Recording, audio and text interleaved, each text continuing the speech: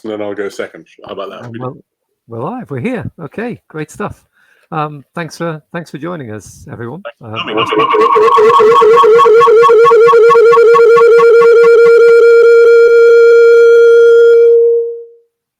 Assuming there's anybody out there. One,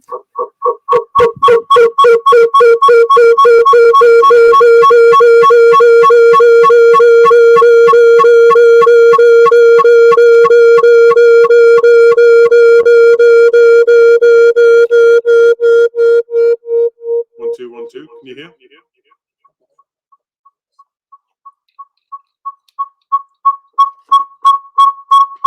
two.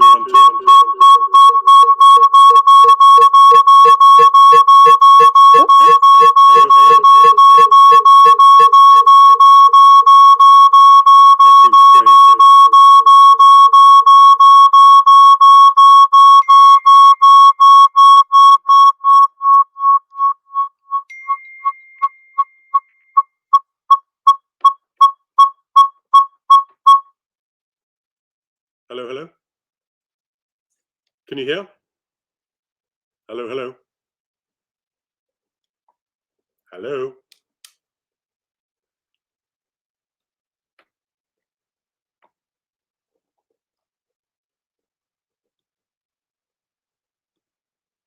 Hello.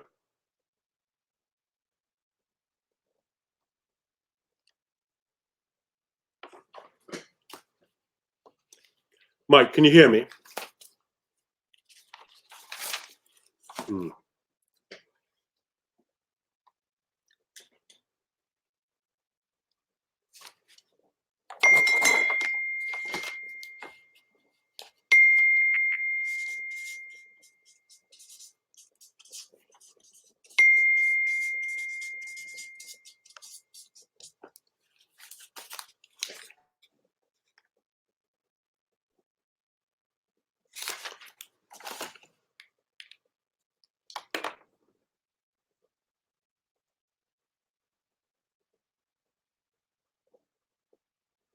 Hello? Can you hear me? Sorry, everyone. We're having technical difficulties. Angela, can you hear me? Yes, I can hear you. Well, I'll stay put then. All right.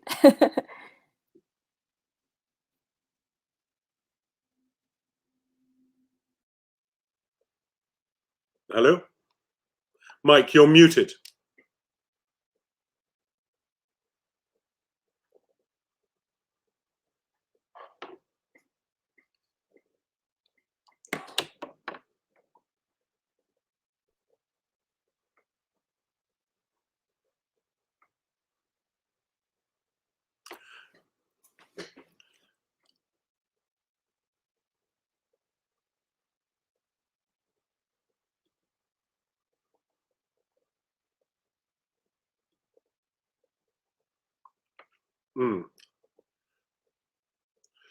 Mike, it's at the top of your screen. Normal service will be returned any second, I'm sure.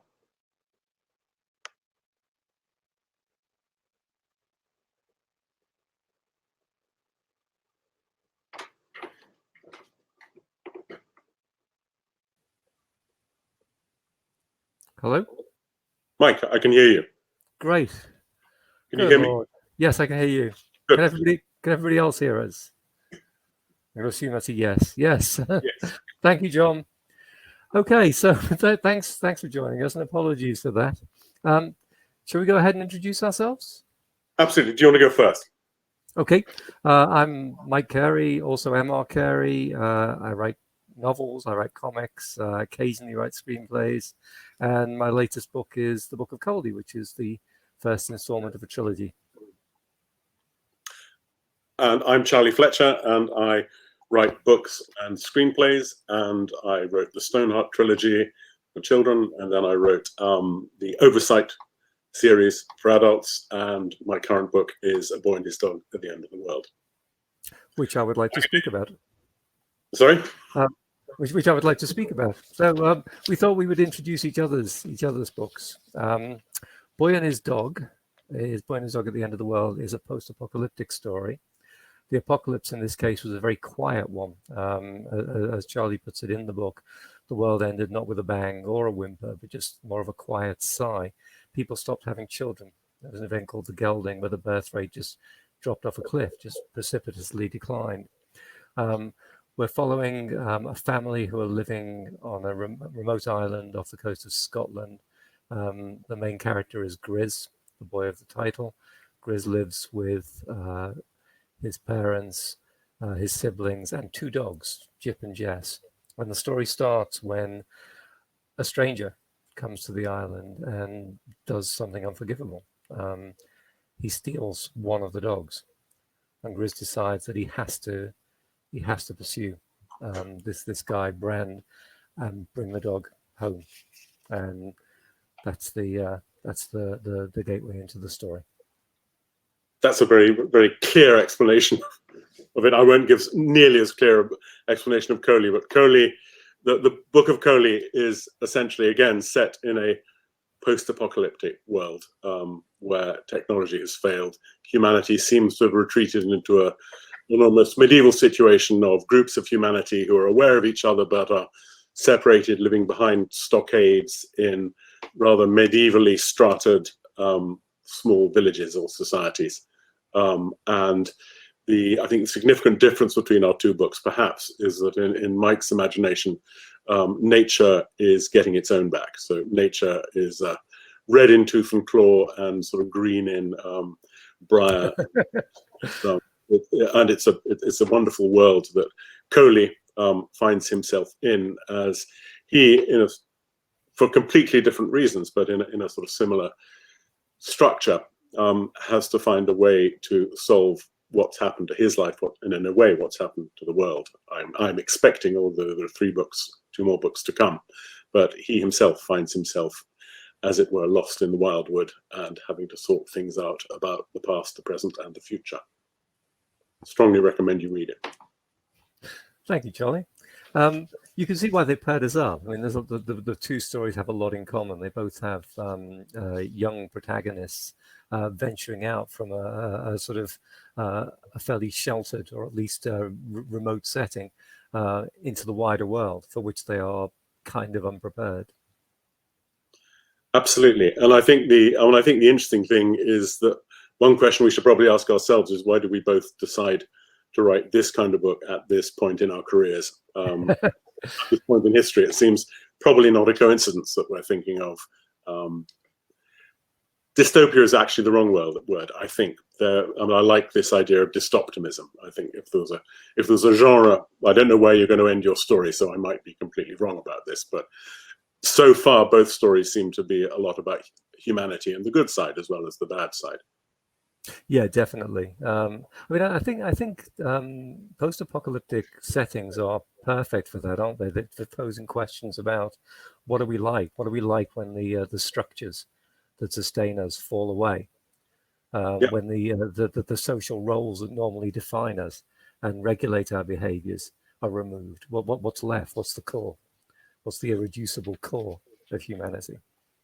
Absolutely, and I think it's great to start with a sort of tabula rasa. So what's it like when all this? I don't know about you, but I found unusually for this world, it didn't involve so much world creation as it involved sort of world subtraction. It was taking away the model and then seeing what remained, and that seemed to be an interesting process. That was a difference for me in terms of, rather than having to create a whole world. Although I had to create a different whole world, but the initial moment was take away modernity, and then what are you left with? Yeah. What I was doing, I think, was in terms of post-apocalypses, my apocalypse is a long way in the past, long enough that people have largely forgotten what happened. They tell contradictory stories about what happened. So there's a sense in which they're living in a fable. Our world has just become a legendary past for them. And Coley's journey is as much a sort of just discovering our world as he discovers his own. It's like sort of delving underneath those legends to find the truth, the core of truth. I think so. That's very much what comes across in Coley, and I think in a similar thing happens in A Boy and His Dog. It is that sense of, I don't know about you, but I like the idea of the unreliable narrator, but also in a way playing games with the unreliable reader as well. But the idea that the lead character doesn't know all the rules about why the world is like it is, because I think both Coley and Grizz have grown up in worlds where there is no internet, there is no electronic media, there is no passing on of history. Books aren't being written, and so therefore all they know is the stories that have gradually eroded as humanity has gone away. And so neither of them really know what happened in the past, what was the event that that began it all, what was humanity's downfall. They've got to find that out as much as anything else, and all they do have is fables and stories that have been handed down. And so it was kind of nice writing also a world where modernity had been removed, that process of subtraction, but also where knowledge had been removed. So you were looking at it through a very narrow, blinkered view of what might have happened, because they only knew what, or Grizz, I'm collating the two words now, worlds now, but Grizz only knows the stories that his family have told him and that have been passed to him in turn. They don't have the objective view of everything. They only have the stories that they've been told. It's a powerful way into a world, isn't it? To take a character who, although they live in it, are kind of profoundly ignorant of its roots and ignorant of its extent, and sort of going with them on that journey of discovery. I did it in Girl with All the Gifts, and it's a very similar formula, really. And I think it's also fascinating how those stories kind of become frameworks for your understanding of yourself. You live in a story about your place in the world, a story about how the world works, until events kind of challenge it, and then you have to reinvent yourself. I think that's absolutely right, and I think inadvertently that's why I chose to write it in the first person. This was the first book that I'd written in the first person, and that seemed the best way to sort of embody that sense of a limited vision of what the truth was, to go inside the head and not to give any objective truth, but only know a subjective view of what might or might not be past history. Is that a similar reason? Did you go and tell yours in the first person for that reason, to narrow the focus of the storytelling? I think weirdly, what happened with Coley was that the voice came first. As with Girl with All the Gifts, I wrote a short story, and the short story was a million miles away from Book of Coley. It was fantasy rather than sci-fi. The setting is completely different, and the payoff is completely different. But I fell in love with the voice. I really liked the voice, and I wanted to take that out into a different context and reuse it. So it was always first person for that reason, and it was always that kind of strange, ham-fisted, roughly hewn language. It's a person who's barely literate, who's learned to read and write very late, and is kind of using language clumsily, but with a kind of awkward poeticism as well. Coley's view of the world is kind of, there's a lyricism there, as well as just a very, very bad grammar. And then in the second and third books, there are multiple narrators, and the other narrators are different. We get to hear from some of the other characters in the story. Do you have to make decisions about voice very early on in your process, or do you let it come? Well, this one, I'd never written a book in the first person, and this book literally came to me completely unexpectedly whilst I was on holiday, and I got up one morning, and basically in that quiet time I didn't want to wake my wife, and I'd woken with an idea, first line in my head, so I just thought I better write that down in my notebook before I forget it, because if I don't write it down I forget it. And by the time she woke up, I'd written the first chapter, and then it happened to be in the first person, and it stayed that way. Right. It just seemed, that's what seemed to work, and I must have woken up with half a dream of what it should be, and in the process of getting it down, it just came out first person, and I enjoyed it enormously. I mean, I hadn't done it before, and the book I'm doing now is multi-stranded, and I'm really missing the simplicity of just one viewpoint to tell a story. But also, I think it's part of the nature of this book. It became, I don't know, it's chicken and egg. I don't know which came first, but it's part of the nature of puzzle that the book presents is that it was a puzzle that is much easier to create through the first person than it would have been to create through a third person narrative. But I'm not sure which came first. I'm not clever enough to keep a note of my process. But we should answer some of these questions. I wonder if we had, should we? Yeah, should we, sure. Should we go to the one on the top? Both of your books have been described as hopeful or optimistic dystopias. Do you think a dystopian future can really be hopeful, Mike?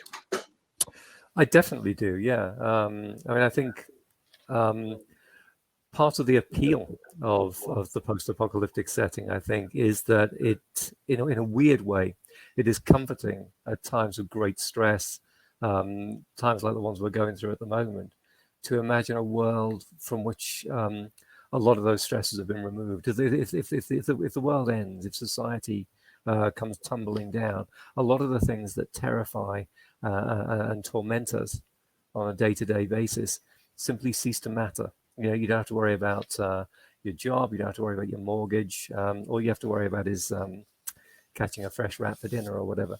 I think there is something weirdly comforting about apocalypses. But I think both of our worlds, and you said this earlier, there is a kind of there is a willingness to a kind of emotional generosity, emotional warmth, a willingness to show the sort of the inherent decency of a lot of characters, even characters who are initially antagonistic. You know, Coley runs into some pretty brutal people, but they have their reasons for being who they are, and those reasons are kind of woven into the fabric of the story. We get to see their interiority too, as he kind of tries to come to terms with it. What about your writing, Charlie? What do you think? Well, I think you can have. I mean, I think the only point to for me, this, as I was writing it, the book became a conversation with other post-apocalyptic books that I had read and either liked or not liked. And one of the ones I was most, obviously, I think the sort of, that it's in conversation directly with several, but one of the most successful, the one I most admire, but dislike the most, because I found it an enormously difficult read, is The Road, the Cormac McCarthy book. Which I think is a tiringly great work of fiction, but an enormously difficult read. And it was so, it's a bit, the process of reading it to me was so energy sapping in terms of my sense of belief in the future of humanity, that it was like having your hand endlessly slammed in a heavy oak church door. You know, it was just really, really dark and painful and inescapable. And indeed, when I finished reading it early one morning, sitting by the fire in the middle of winter, and I went down to the bookshelf outside my children's bedroom and got out a copy of P.G. Wodehouse, What Ho Jesus. just read the first chapter of something light to lift the energy level back up. So I love that book, but I don't have that view of humanity. Perhaps because I've had, a different life experience. My experience of when things are bad, when there's, I can't think. We've had car crashes outside the house, and on 2 bad car crashes. On both occasions, all people do is run towards it and try and help. People don't stand about rubbernecking. People get sort of, it brings out the best in people. I believe that crisis brings the best out of people, not the worst out of people. And I think because of that, I think that's why I like this idea of dystoptimism, and I completely agree with your view that it gives you a chance to strip away stuff. The stuff you strip away takes you back to a more elemental view of what humanity is about. In my case, it's quite familial because Grizz comes from a family rather than a village. There is nobody else other than his small family on the island, and a lot of the rest of the story refers back to that. And I think there are unfashionable things that I believe are actually true about people, which is things like loyalty and honor and decency and kindness, and particularly kindness and niceness seems to be very undervalued in the world at the moment. And yet I think it's on those seemingly soft things which are not really promoted because nobody can sell you stuff based on kindness or niceness. You know, they haven't worked out a way to sell a commodity that can capitalize on that. But I think it is on those things, and love and honor, and that humanity and family rest, and family is a sort of building block for humanity, for the greater good of humanity. Yeah.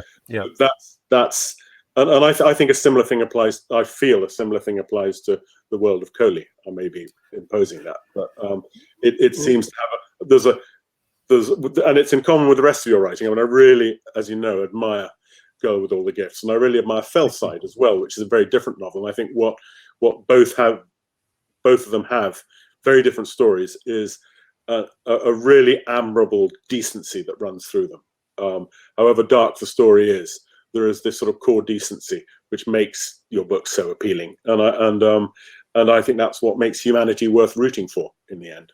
You know, one of my great heroes died today. It was Carl Reiner, the comedian, and you know, he died at 98, still tweeting against you know, what he saw as the iniquities of racism and inequality and a unsatisfactory political situation in America. He was tweeting about that on the day he died.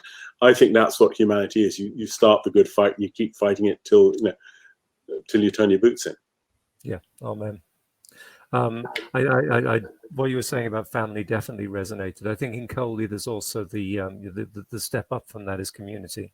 You know, Coley lives in a village of only 200 people. He knows everybody in the village, and you know, it's not a spoiler to say that very early on in the story, he is exiled from that. He's facing a life where he never gets to see any of those people again, where every single relationship that has defined him so far is ended, and he has to try and figure out or create a new identity for himself, which is you know, a terrifying thing, terrifying prospect, and again a kind of crucible in which you discover who you really are. There's a question here about, which is a very hard question to answer, what inspired you to write your books, Book of Coley and Boy and His Dog? I think often you don't necessarily know what the wellspring is, but do you know what it was in the case of Boy and His Dog? I think, for me, the first chapter arrived fully formed in my head, so that was the sort of the inspiration. Normally, I'm more cerebral about coming up with ideas and working out what I should write next. But the idea about the fact that dogs, basically, was that dogs, of all the animals in the world, and it's not really a book about dogs, but it happened to be the inciting incident to the story, the theft of the dog, and it's just this idea that of all the animals that have traveled through time with us, dogs have always walked the closest, and there is a sort of symbiosis between dogs and humans that is not shared with any other. That closeness isn't shared with any other animal, and I think I wanted to see what would. I had also always wanted to write a book about a soft apocalypse, not a zombie apocalypse or some terrible post-dystopian apocalypse. I wanted to write about the after, not about the horror of the moment of apocalypse, because I think I wanted to write something in an emptier world. I like the idea of an empty world and a quiet world.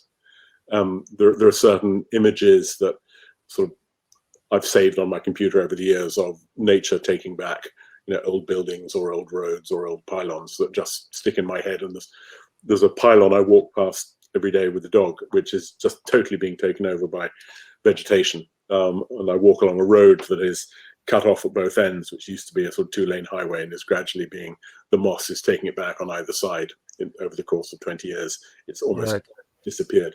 And so I quite like the sense of our impermanence in a way as top species, and because I think life carries on. I mean, it's very much that Freeman Dyson thing of, you know, it's life that will carry on through the universe if we're lucky to make it off this planet. It's not necessarily human existence, but some form of life will, you know, even if it's our consciousness translated into silicon and sent off into the cold reaches of space. But life will find a way to protect itself and project itself forward. That's much more complicated an answer than I'm sure the question I wanted. But how about you? What was the moment of inspiration for you?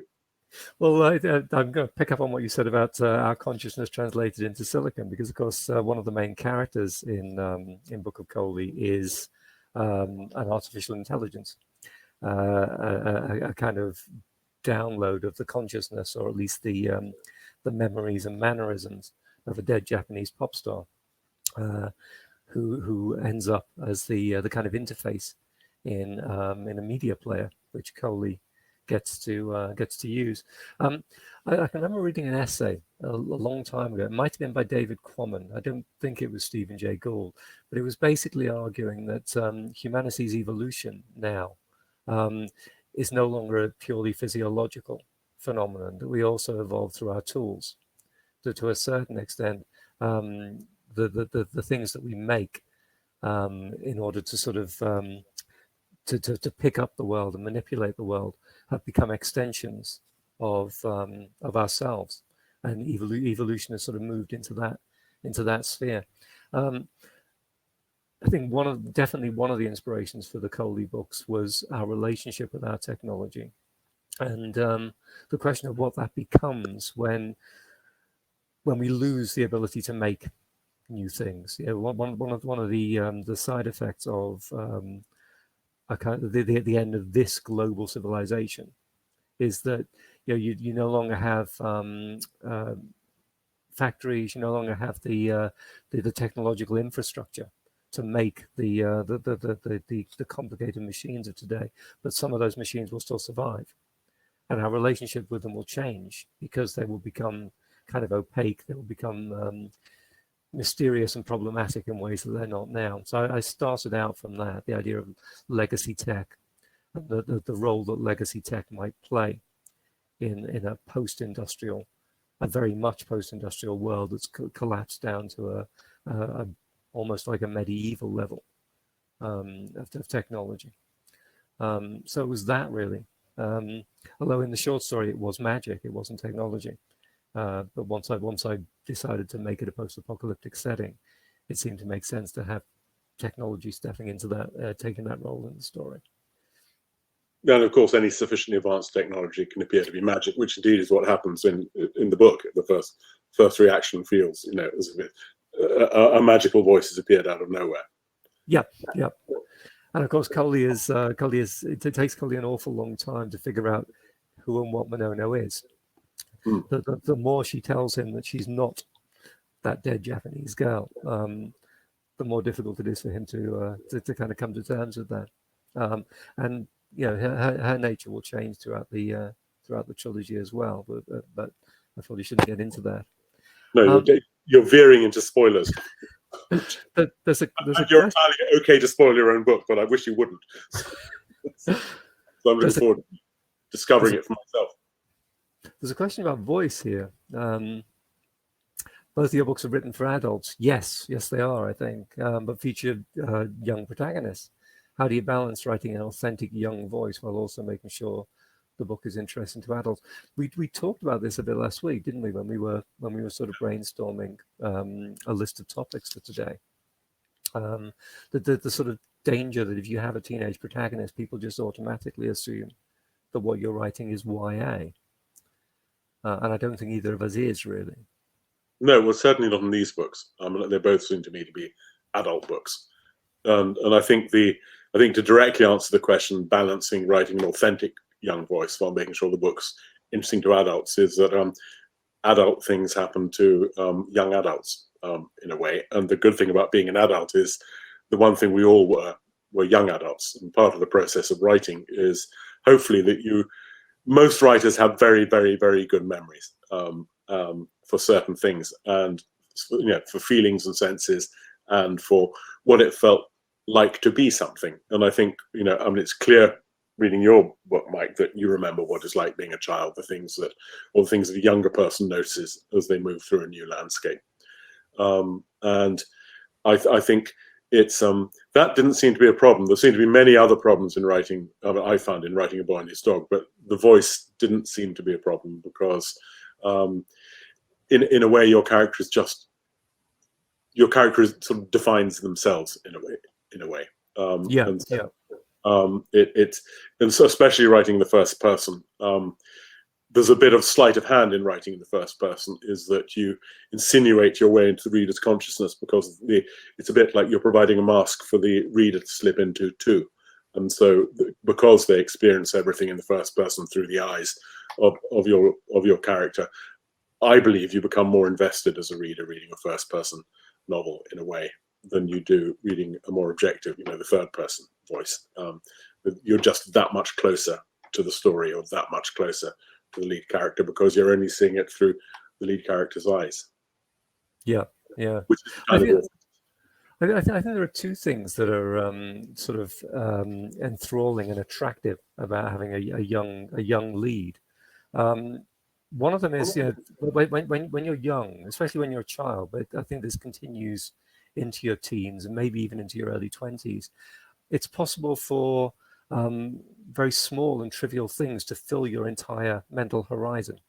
You can get sort of incredibly excited, incredibly emotionally invested in things that when you're older you can't. You become more blasé. Something of the intensity of immediate experience is lost through familiarity. And I think the other thing is that a teenager is, by definition, they're still negotiating their social identity. They're still figuring out who they are, and they're still figuring out who they are in relation to their world. And that is, it's one of the, I think it's one of the great triggers for storytelling, I think. Well, and then it's one that I tend to go back to. I tend to gravitate to. Well, I think also there is that thing with the younger character is, I don't know exactly what the cutoff point is, but there is a point in your youth when you are essentially immortal, because and because of that you're not thinking about any possibility of mortality, and so you will make rash decisions, or you will make heroic decisions. You will take off, you will, in my case, take off on a boat into an unknown world to try and get your dog back. You will, in Coley's case, do something similar, and you do that because consequences, you'll deal with them. Whereas when you're older, your immediate thought is, my knees are really going to hurt if I do this, or something. As mortality begins to tap its bony finger on your shoulder, you're perhaps less adventurous. So I think there is a reason a lot of stories that are adventures tend to feature, younger characters, and it's not just because they have better knees and stronger muscles and don't ache so much at night, but it's that there is that sense of potential and wanting to find out, and I think that's what drags you into the story alongside them, because there's a kind of vigorousness which I think is appealing. And I think particularly in a world, because although both of our apocalypses are very different, they are sort of tired, broken worlds where nature is slowly taking things back.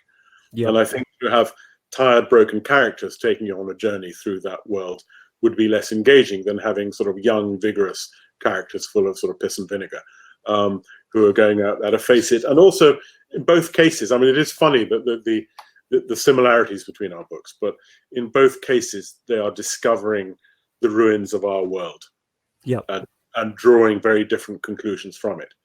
And so it's not only a sense of them finding out who they are and who they are going to be, they're also discovering where they came from and what happened.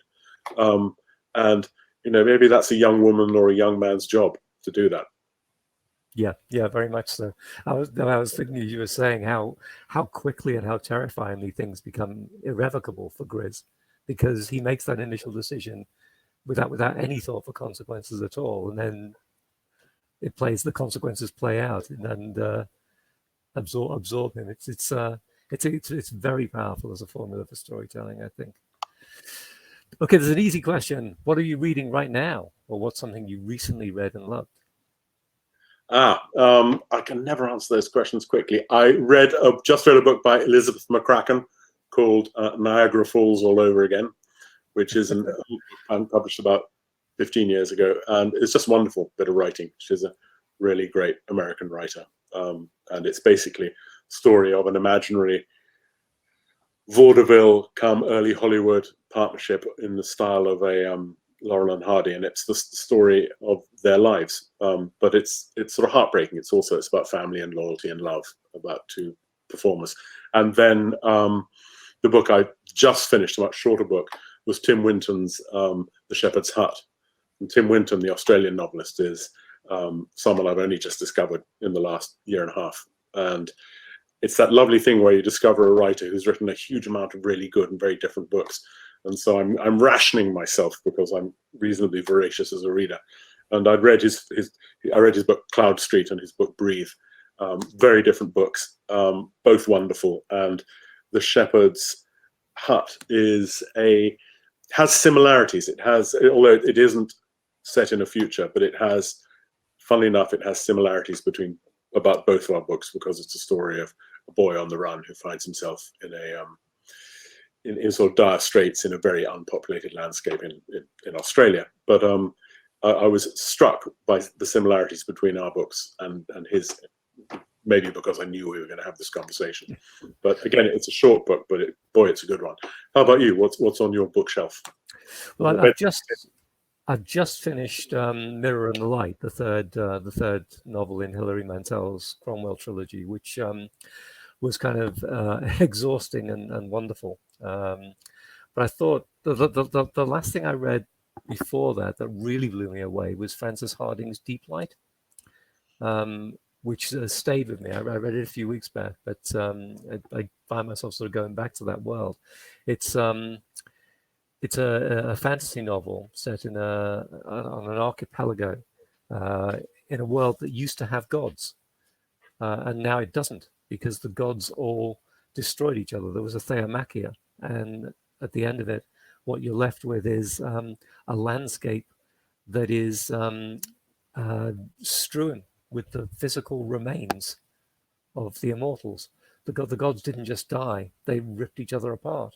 And there is an industry based on what's left of them, godware, the pieces of gods, which are still imbued with the powers of the gods.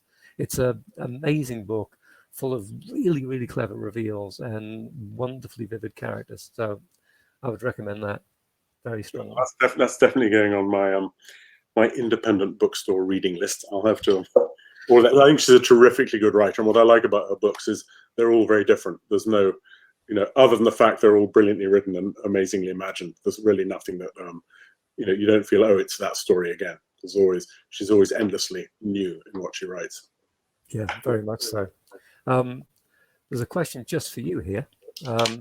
Is A Boy and His Dog inspired by the movie? I've never seen the movie,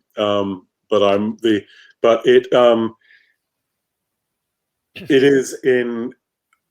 You could make a case for the fact that it is in conversation with the Harlan Ellison novella, but the movie is based on the novella.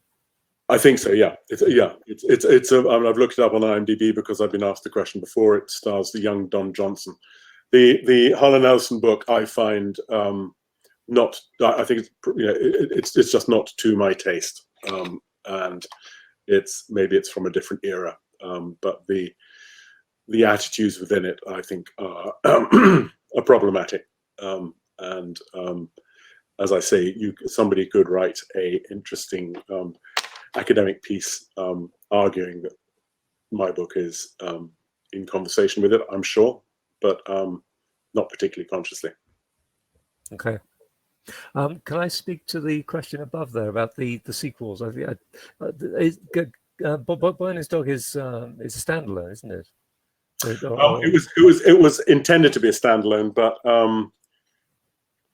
it's not going to be. There isn't going to be a sequel in terms of a direct continuation, either sequel or prequel to the story. But there is going to be the book I'm writing after the one I'm writing at the moment is called The Pale Girls, and if anyone has closely read A Boy and His Dog, they might remember a character speaking of some pale girls that they came across, and it will be a story told from their point of view as they attempt to perhaps discover what happened to the character who spoke of them. That's as oblique as I can be without spoiling, but it's not going to be a prequel or a sequel, but it is going to be set in the same world, set at the same point in our future, and it will just take us into a different landscape and answer some different questions about humanity's fate and perhaps future.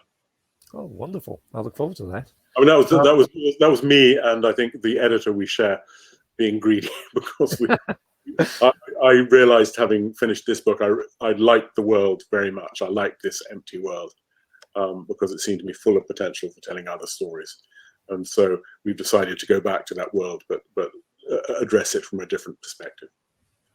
And how about you? I mean, I know you've got. Is it in September the next Coley book's coming out?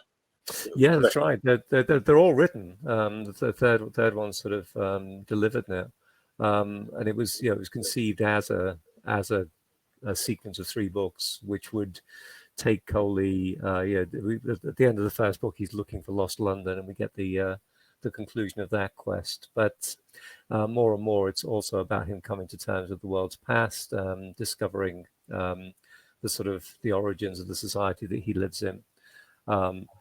And there's a kind of split focus in the second and third books. We're not just with Coley. We're also back in Myth and Mood. We get to find out what happens to Spinner and to his family and to the Ramparts after he leaves. And it builds to...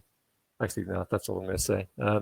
It brings everybody together again in a way that I hope will be unexpected. And the different strands, are they... Do you go third person, or are they all, do you go first person for all of them? They're all first person, yeah. And probably the most challenging voice was Monono's. We do get to hear Monono's perspective on events, which was fun but difficult. I can imagine. But if Anne Leckie can write the AI of a Star Cruiser, I think you can manage an imaginary Japanese pop star. Yeah, I mean, a media player. There is a I don't know how to pay you the compliment without hitting you with a big spoiler, but there is a pop related joke, which I won't say more, in the book, which I deeply admired, and I'm not going to say what it is because I thought it's not only a great joke, but it's a joke played in an entirely different medium to the one it is normally played in. That I thought was masterfully funny. I couldn't resist when I got there. Well, it wasn't part of the plan, but when I got to that scene, I just thought, yeah, I'm going to do it. No, it's brilliant. If anyone's read the book, they probably know what I'm talking about. But it's, yeah, I'm glad you didn't give it up. Thank you, Charlie. There's a question about the sort of the current situation. If you were writing your books post 2020, would you have written them differently? I don't think I would have, actually, except for in my mind, in the book, the real island of Mingley, where Grizz and his family have grown up and live, is next door, is 2 islands down from Barra, and Barra is a much more populated island now, which is unpopulated in the story, and there is and they know not to go there because it is unhealthy. You know, a member of the family went there, got very ill and died, so nobody goes there because it's sort of cursed land. Now, in my mind, and I don't think it's a spoiler because I don't think I'm going to do it, but I did write some stuff about exactly what happened there. And on Barra is the last remaining airstrip that is tidal. It's an airport, but you can only land when it's low tide because the landing strip is the beach.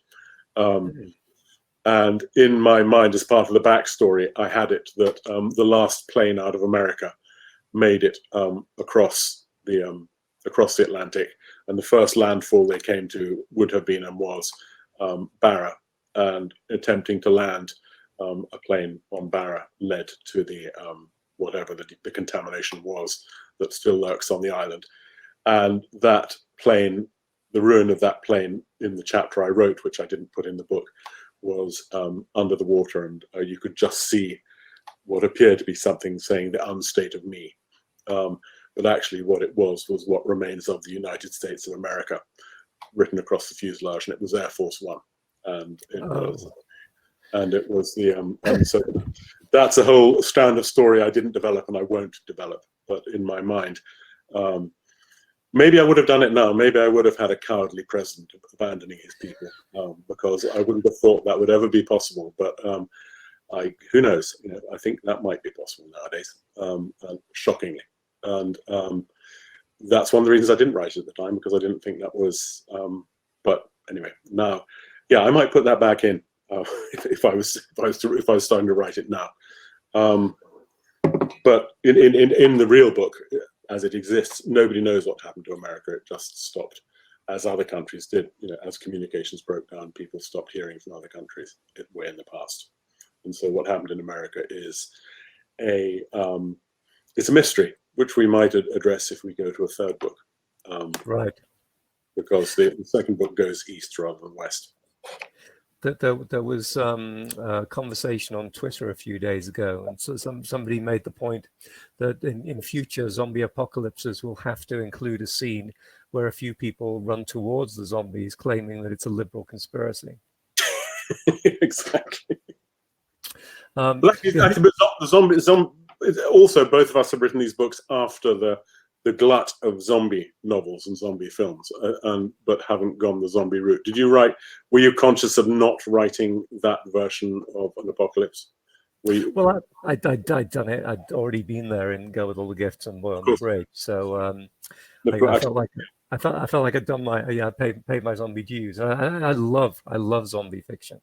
Some of my favorite horror films of the last couple of decades have been zombie films, and there are some surprisingly invented zombie films. There's a wonderful low-budget American film called The Battery, which is just about two young guys wandering through the zombie-infested landscape and stupidly getting themselves into a situation that they can't get out of. It's really about the friendship and about the decisions that they take, and not much about the zombies. I loved what you did with Go With All the Gifts. Though. I mean, that was the first of your books that I'd read, and I just loved it. It had that John Wyndham quality of a really simple, well-executed idea with that core decency running through it. I thought it was, I thought it was just a very, very impressive, spare bit of writing, and such a clever take on it. So thank you, Charlie. It was one of those things you go, okay, right, we've done zombies now. Can we all move on to do something else? I'll probably just do zombies again, but the one thing I would change probably in the second book, there is a subplot involving a plague, an epidemic, and I probably would have left it out because part of it reads as too on the nose in the context of COVID. Well, tell me, the book I'm writing at the moment was always one of the explanations for what's happening. One of the several possible explanations for what's happening in the book. Has always been a virus, and I'm right in the middle of going, well, do I remove that or do I address it? And I think actually the interesting thing to do is to address it, because it'll be coming out. If we're still publishing books in a year's time, that's when it'll come out. But it's a difficult choice to how much do you let your futures be affected by being on the sort of cutting edge of a very fast changing present. Yeah, I mean, I think we're all feeling that the pressure of external events in a very different way now than we were a year ago or 2 years ago. Well, that might bring us to do either of us think society will ever fall into a dystopian decay? Yeah, I think it's there's that sort of fairly obvious observation that the people who were living through the decline and fall of the Roman Empire had no idea that that's what they were living through. It just felt like business as usual. I think we kind of are in decline. We're seeing the beginning of resource depletion, the beginning of climate collapse. We're doing what all spectacularly successful animals do, which is we're using up our ecosystem. I think there will be a future for our species, but I don't think it's going to look like this. I don't think this global civilization has much of a shelf life anymore. I don't think it can. The way we exist now is, we're using up the world's resources way too fast. Yeah. Sorry. No, I couldn't agree more. I'm haunted by something I wrote without thinking about it, which I then accidentally found somebody had used as a sort of quote on Twitter for something else, and much darker. But you're probably haunted by things you wrote by mistake. But I wrote somewhere that ends come faster than you think, and and there is a I think what is ending now probably is ending, but I don't think it means we are ending as humanity. I just think the way we conduct ourselves has to change, Yep. because it can't go on. There aren't unlimited resources, and also we can't go on with the vast inequalities we have in the world without something breaking, and things are breaking now. And so we have a choice as rational human beings to go, if we don't address these inequalities, if we don't find some way to be globally much fairer, then there will be a huge disruption to humanity that we could avoid by just being decent and kind. Those undervalued words, but actually it comes down to those simple things. And if it can be more fair and there can be more equity in the world, then we can avoid this being something disastrous and actually turn into something good, which is what I believe, with any luck, will happen. But I'm not sure that it will happen. I just have to believe, along with Freeman Dyson, who's someone who if you've read my book, clearly admire hugely. I bet on us as a species, but I don't bet on us as a species if we're not clever enough to change. Yeah, I totally agree. Yeah. Another lowball question. Thank you, Andrew. What projects are you both working on now? I'm writing I'm writing a novel. Having written a novel on a very empty world with only really one main character for most of the book, I decided I wanted to write a more peopled novel. So I'm writing a multi-stranded, Stephen Kingish sort of thriller set on an island where everybody is cut off by the failure of the ferry to return, and strange things start happening. And is it something in the water, or is it something supernatural, or is it something environmental? And people start behaving in very strange ways. And it's the one I have to wrestle with the virus question about. But it's the real inspiration for it was to write a multi-stranded story about a whole lot of people stuck in one location. And I'm just finishing that up as we go. And then after that, I'll be doing The Pale Girls, which is the A Boy and His Dog adjacent book. Right. How about you? What happens after Coley? Now you have in such an enviable way finished all 3 books. I'm working on. I'm in the early stages of planning a novel which is set in an internment camp in the very near future, which is about. I guess it's about it's like imprisonment again. I've already done this in Fellside, and I'm trying to make this play out in a different way. And that's kind of, rather than being post-apocalyptic, it's set during a period of breakdown, a period of social of traumatic social upheaval.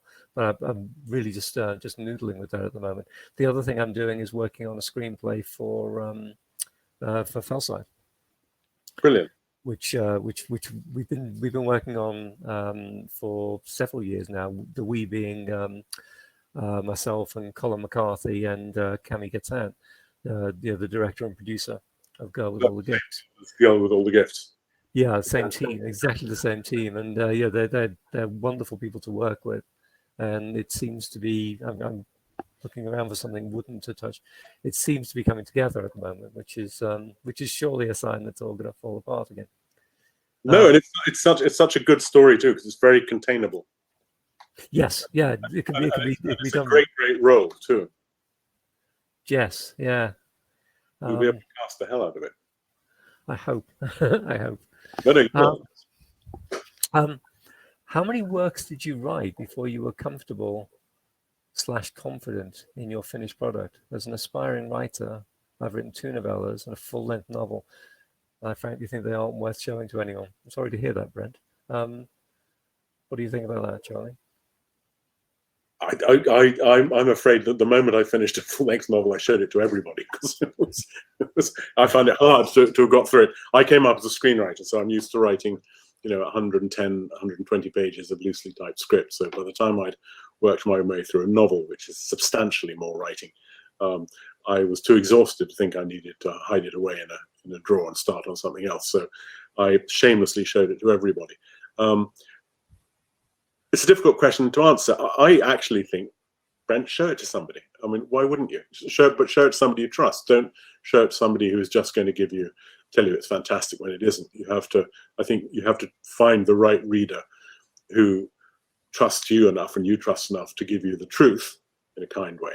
But I think this was probably really bad advice, but I think the thing to do once you've finished writing is to get feedback from other people who you trust. Yeah. Otherwise, you can convince yourself something is bad that isn't bad, or somebody can love certain things in what you've written, which will enable you to sort of feed those plants in what you've written and grow something, great and wonderful. And when I wrote my first book, I read it to my children, sort of bits and pieces as I was writing it, and I always read my books to my wife, before chapter by chapter at night.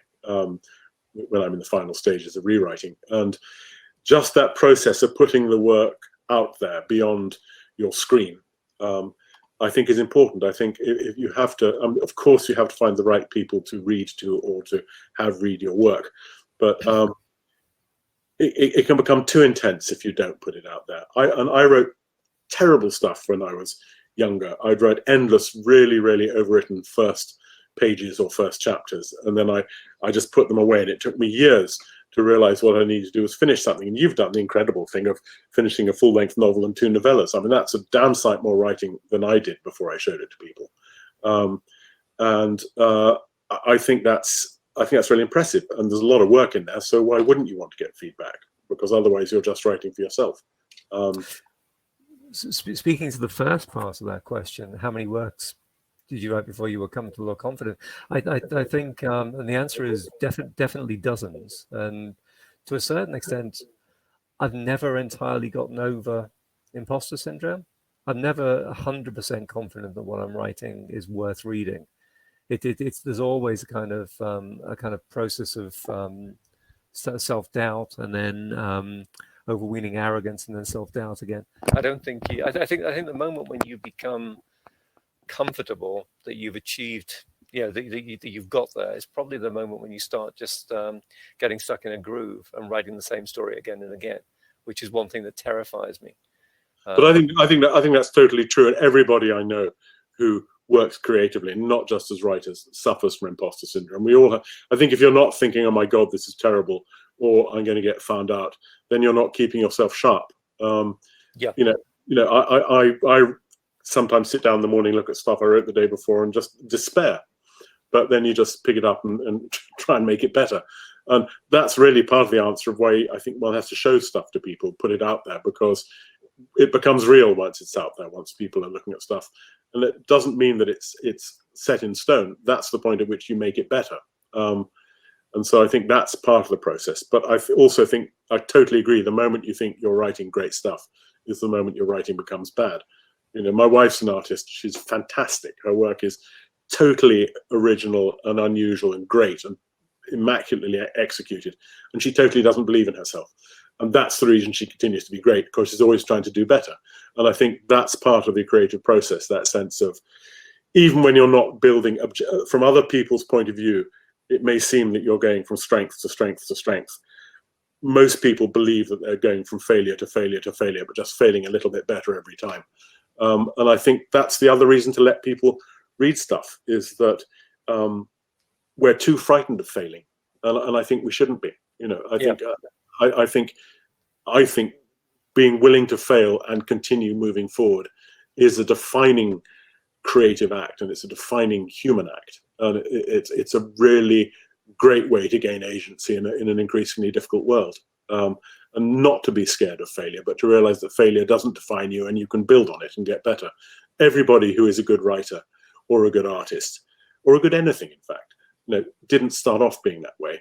And most of them don't believe they're good. Most of them are just trying to be better. That's probably a good note to end on, isn't it? I think we're up on 9 o'clock, so we should probably say thank you and goodbye. We could quickly answer John's question. Let's end on one question. Which fictional dystopia would you secretly actually quite like to live in? Oh, dystopia. Good Lord. Go on, you first. Well, I asked the question without fully parsing dystopia. If I could live in a fictional post-apocalyptic future, I would like to live in the empty world of A Boy and His Dog, and I would be terrified to live in in your world where nature is fighting back and is hostile to us. I will join you. I will join you in Grizz's empty world. I think that would be a nice place to live. We'll meet up in the empty Hebrides then. Excellent. Thanks so much, Charlie. This has been really enjoyable. I've really enjoyed it, Mike, and everybody else. Thank you for all those great questions, and sorry if we didn't get to your answers. But you can always find us on our websites and ask us a question there, and we'll answer in writing rather than in person. But thank you, everyone. And on Twitter. Yeah, thank you, everyone.